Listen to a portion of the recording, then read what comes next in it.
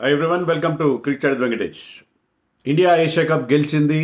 ఆడిన ప్రతి మ్యాచ్ గెలవడంతో పాటు పాకిస్తాన్ని వరుసపెట్టి 3 సార్లు ఓడించారు. సో మనందరం కూడా సంబరాలు చేసుకున్నాం, బాగానే ఉంది. బట్ మనం ఒకసారి జాగ్రత్తగా ఆలోచిస్తే ఈ టోర్నమెంట్ నుంచి మనం టేక్ అవేస్ పాజిటివ్స్ అని మాట్లాడతాం. మనకి దీని ద్వారా వచ్చిన లాభాలు ఏంటి అనేది చూస్తే పెద్దగా లాభాలు లేవు. ఎందుకంటే ఈ ఏషియా కప్ కంటే కూడా మనకి ఏది ఇంపార్టెంట్ అంటే మరికొద్ది నెలల్లో జరగబోతున్న T20 వరల్డ్ కప్. దానికి మనం ప్రిపరేషన్గా ఈ టోర్నమెంట్ని వాడుకోవాల్సిన పరిస్థితి. కానీ మనకి ఆ రకమైన ప్రిపరేషన్ దొరికిందా అనేది చూస్తే ఇంకా కొన్ని ఇష్యూస్ అలాగే ఉన్నాయి, ఇంకా కొంచెం కాంప్లికేట్ అయినాయి అని కూడా అనిపిస్తుంది. సో ఆ విధంగా చూస్తే మనకి డెఫినెట్లీ ఇంకా కూడా కొన్ని ప్రశ్నలకి సమాధానం దొరకాల్సిన అవసరం మనకి ఖచ్చితంగా కనిపిస్తుంది. ముఖ్యంగా the form of our captain and vice captain, that is a big worry. Suryakumar Yadav and Shubman Gill had a very very ordinary tournament. దాంతో ఏంటంటే మనకి బ్యాటింగ్ లైనప్ విషయంలో ఆ క్వశ్చన్ మార్క్స్ అలానే ఉన్నాయి.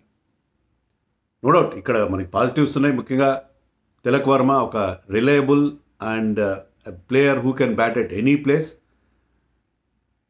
న్యూ బాల్ పవర్ ప్లేలో కానీ, డెత్లో కానీ, మిడిల్ ఓవర్స్లో కానీ ఎక్కడైనా బ్యాటింగ్ చేయగలడు. ఎక్కడ ఎలాంటి అవసరం ఉందో అలాంటి బ్యాటింగ్ చేయగల ఒక రిలయబుల్ బ్యాట్స్మెన్, మనకి ఒక చాలా చాలా కన్సిస్టెంట్ ప్లేయర్గా ఎమర్జ్ అయ్యాడు. అతని ప్లేస్ విషయంలో కొన్ని డౌట్స్ కనిపించినాయి, ఎందుకంటే బోల్డ్ అంత పోటీ ఉంది.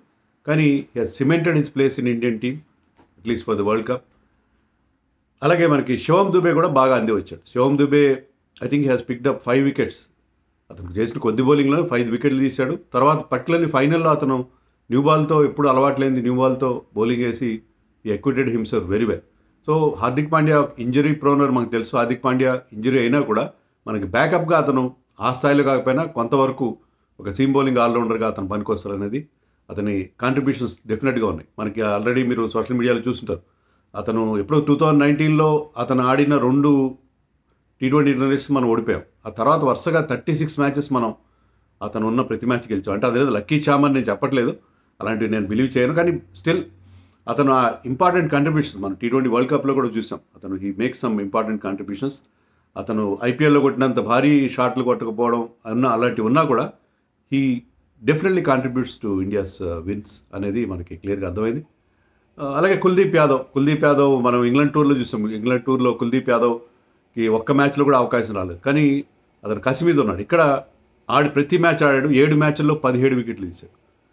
Head and shoulders above all the Indian bowlers and all the bowlers who played in this tournament. So అతని performance, Tilak Varma and not to forget Abhishek Sharma tournament. ఎందుకంటే ఫైనల్లో ఫెయిల్ అయ్యాడు మినహాయిస్తే అతను చేసిన రన్స్ కానీ, the way he batted, the way he destroyed the opponent bowling throughout the tournament. అతని strike rate 200 strike rate ఉంది.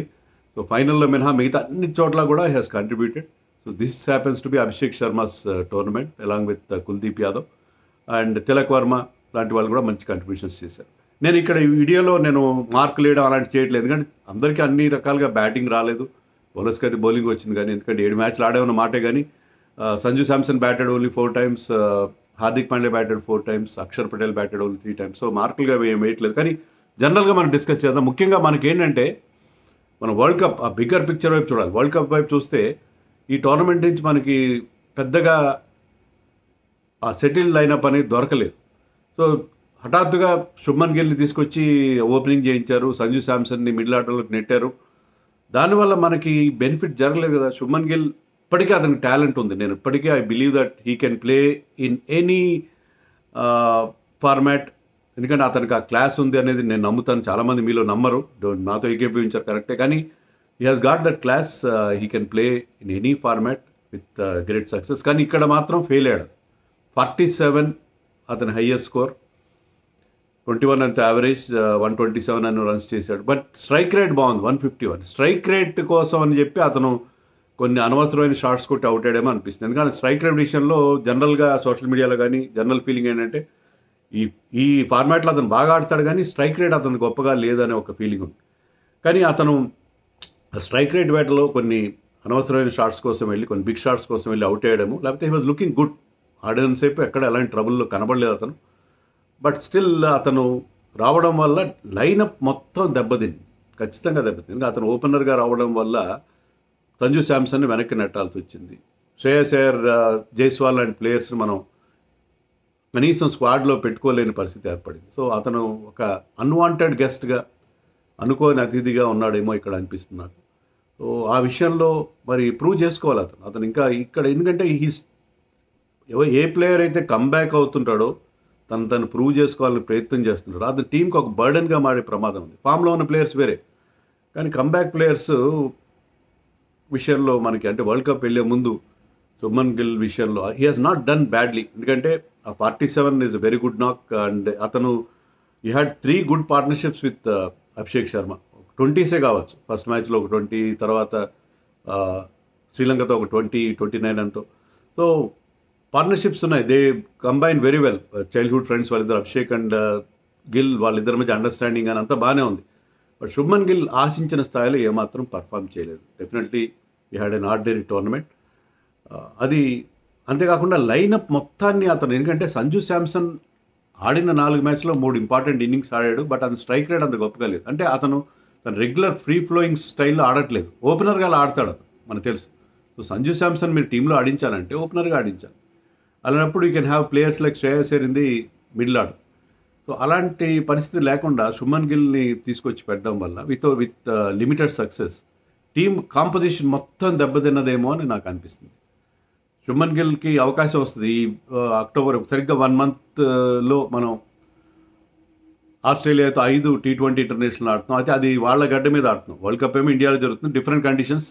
అక్కడ శుభ్మన్ గిల్ సక్సెస్ అవుతాడని నాకు గట్టి నమ్మకం, ఎందుకంటే he always does well on bouncy tracks. ఎందుకంటే అతను సిమెంట్ పిచెస్ మీద ఆడి పెరిగినవాడు. సో అతను ఆ బౌన్స్ లైక్ చేస్తాడు. మీరు అనొచ్చు ఆస్ట్రేలియా టెస్ట్ మ్యాచ్లో ఫెయిల్ అయ్యాడు కదా రీసెంట్గా, కరెక్టే, కానీ టెస్ట్ మ్యాచ్లో డిఫరెంట్, అక్కడ పిచెస్ డిఫరెంట్, అక్కడ వేసే లైన్ అండ్ లెంత్ డిఫరెంట్. ఇక్కడ వన్ డేస్లో కానీ T20స్లో కానీ ఆస్ట్రేలియాలో అతను సక్సెస్ అవుతాడు, ఎందుకంటే అతనికి ఆ ఎబిలిటీ ఉంది. సో అతను ఆ బౌన్సీ ట్రాక్స్ మీద క్లిక్ అవుతాడు. దాన్ని దృష్టిలో పెట్టుకుని మనం అతన్ని కంటిన్యూ చేయాలా వద్దా అనేది ఆలోచించాలి. సో అది ఫామ్లోకి వస్తే మంచి వెల్ అండ్ గుడ్. అలాగే మన కెప్టెన్ సూర్యకుమార్ యాదవ్ ఫామ్ అయితే మరింత వరి కలిగిస్తున్న విషయం. శుభ్మన్ గిల్ విషయంలో అయినా we can give him benefit of doubt. Okay, చాలా రోజుల తర్వాత వచ్చాడు, 2-3 మంచి నాక్స్ ఆడాడు, ఓవరాల్గా ఫెయిల్ అయిన కొన్నిసార్లు ఇన్కమింగ్ బాల్స్కి అతను దొరికిపోవడం కూడా చూసాం అగైన్స్ పేసర్స్. బట్ సూర్యకుమార్ విషయంలో చాలా లాంగ్ లీన్ ప్యాచ్ అనేది మనం చూస్తాం.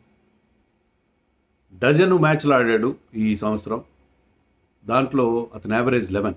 2025లో అతను ఆడిన 12 T20 ఇంటర్నేషనల్స్లో యావరేజ్ 11 ఉంది, స్ట్రైక్ రేట్ 101 ఉంది.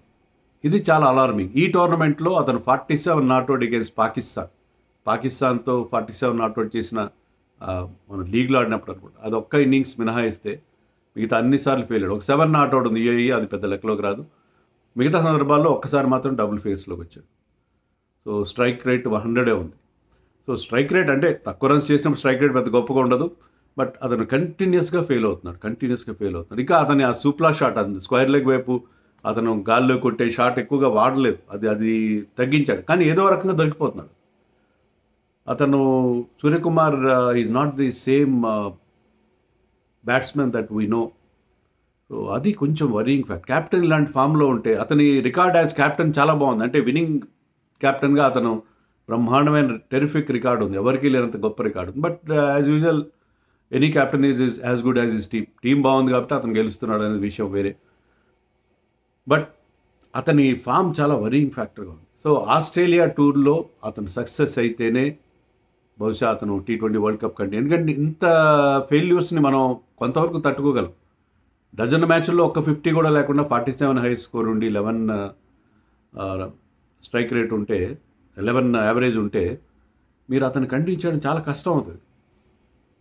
లాస్ట్ టైం అతను లాస్ట్ అక్టోబర్లో హైదరాబాద్లో 75 చేశాడు. ఆ తర్వాత ఈ 47 ఉన్న పాకిస్తాన్ మీద 47 మినాయించి ఒక్కటి కూడా చెప్పుకోదగ్గ ఇన్నింగ్స్ లేదు అతను.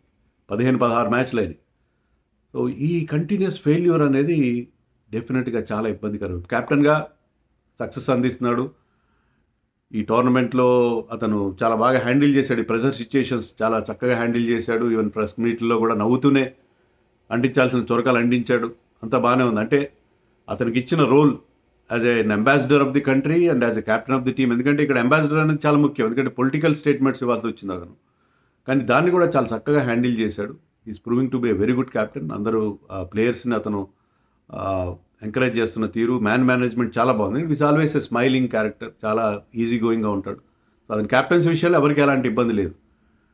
కానీ యాజ్ ప్లేయర్ అతను టీంలో తన ప్లేస్ని జస్టిఫై చేసుకోగలుగుతున్నాడా? We know his ability. ఇప్పటికీ అతని strike rate 160, overall strike rate 160 ఉంటుంది. We know his 360 kind of a game. అంతా బాగానే ఉంది. కానీ ఈ కంటిన్యూస్ ఫెయిల్యూర్స్ని మనం ఎన్ని రోజులు సహిస్తాం? ఇది మనకి ఇబ్బంది కలిగిస్తున్న విషయం. సో గిల్ విషయంలో, ఫామ్ విషయంలో నాకు పెద్ద ఇబ్బంది లేదు. కానీ అతను రావడం వల్ల టీం కాంపోజిషన్ మొత్తం డిస్టర్బ్ అయిపోయింది. దానివల్ల సంజు శాంసన్ మనం వెనక్కి నెట్టాల్సి. Sanju Samson is doing well, but అతను ఓపెనర్గా అయితే we can get more out of him. అది నా అభిప్రాయం. అలాగే శ్రేయస్ అయ్యర్ కానీ జైస్వాల్ కానీ టీంలోకి వచ్చే అవకాశం లేని పరిస్థితి శుభ్మన్ గిల్ ఎంట్రీ వల్ల జరిగింది. సో ఇవన్నీ చూస్తే ఏంటంటే వీళ్ళిద్దరి రోల్ ఏంటి, కెప్టెన్ వైస్ కెప్టెన్. మరి ఆస్ట్రేలియాలో ఫెయిల్ అయితే, ఇద్దరికిద్దరు ఫెయిల్ అయితే ఏంటి పరిస్థితి? T20 వరల్డ్ కప్కి ఇలాంటి ప్లేయర్స్ అవుట్ ఆఫ్ ఫామ్ ప్లేయర్స్ని మనం కంటిన్యూ చేయాలా? మనం ఇంకా కొన్ని మ్యాచ్లు ఆడతాం. మనం తర్వాత ఐ థింక్ సౌత్ ఆఫ్రికాతో కూడా కొన్ని మ్యాచ్లు ఆడతాం, బాగానే ఉంది. కానీ ఇప్పుడు ఏంటంటే పరిస్థితి, వీళ్ళ అవుట్ ఆఫ్ ఫామ్ని మనం ఎంతవరకు భరించాలి? శుభ్మన్ గిల్ ఎంట్రీ కరెక్ట్ అనే కాదా? ఈ రెండు క్వశ్చన్స్ మనకి వెంటాడుతూనే ఉంటాయి. ఓవరాల్గా కూడా ఈ టోర్నమెంట్లో మనం గెలిచాం. ఎందుకు గెలిచామంటే మిగతా టీం చాలా వీక్గా ఉన్నాయి. వాళ్ళకంటే మన క్యాలిబర్ అనండి, మన పెడిగ్రీ అనండి చాలా హైగా ఉండడం వల్ల, మన level of performance levels quality చాలా హైగా ఉండడం వల్ల గెలిచాం మనం. But Abhishek Sharma minus Kuldeep Yadav, what is our factor? Even Bumrah, world's number 1 bowler, had a ordinary tournament. And మిగతా బ్యాట్స్మెన్ విషయానికి వస్తే అక్షర్ పటేల్ అతను ఆశించిన స్థాయిలో అంటే అతను 3 innings ఆడాడు. బౌలింగ్ బాగానే చేశాడు. బ్యాటింగ్లో అతని నుంచి మనం T20 వరల్డ్ కప్లో వండర్ఫుల్ కాంట్రిబ్యూషన్స్ చూసాం. కానీ ఒక ఇన్నింగ్స్ బాగానే ఆడాడు.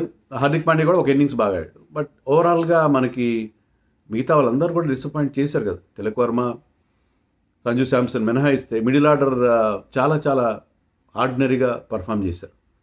అండ్ బౌలింగ్ విషయానికి వస్తే వరుణ్ చక్రవర్తి 6 మ్యాచ్ల్లో 7 వికెట్లు తీశాడు, బాగానే బౌలింగ్ చేశాడు. కానీ అంత డెడ్లీగా అనిపించలేదు Kuldeep Yadav. But he did well. ముఖ్యంగా ఫైనల్లో హీ బౌల్డ్ రియలీ వెల్.